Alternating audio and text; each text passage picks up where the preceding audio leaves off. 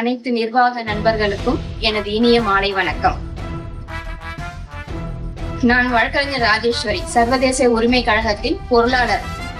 நான் இப்போ வாசிக்க இருப்பது நமது சர்வதேச உரிமை கழகத்தின் பொருளாதார ஆண்டறிக்கை.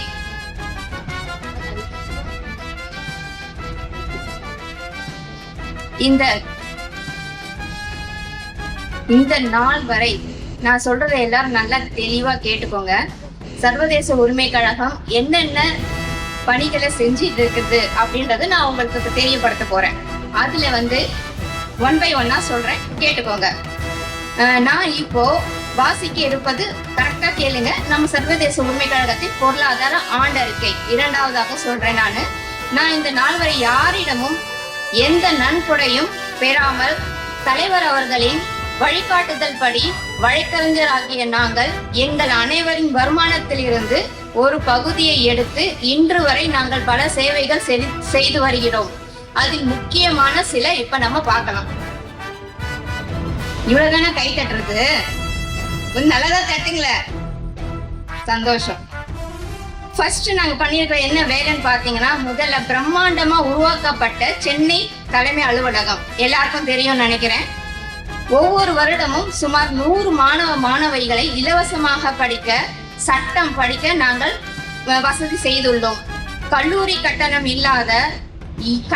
கட்ட இயலாத ஏழை எளிய மாணவர்களுக்கு மாவட்டத்துல 10 பேர் என்ற வீதம் தமிழகத்தில் உள்ள அனைத்து மாவட்டங்களிலும் கல்லூரி கட்டணத்தை நாங்கள் செலுத்தி வருகிறோம்.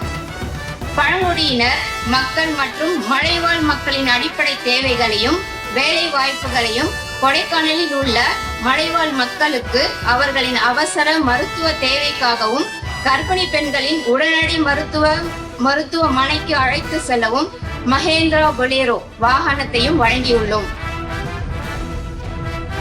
ஒவ்வொரு மாதமும் தமிழகத்தில் உள்ள அனைத்து மாவட்டங்களிலும் இலவச சட்ட உதவி முகாம், இரத்த தான முகாம், கல்வி வேலைவாய்ப்பு முகாம், மருத்துவ முகாம் போன்ற முகாம்களை ஏற்படுத்தி மக்களுக்கு சேவை செய்து வருகிறோம்.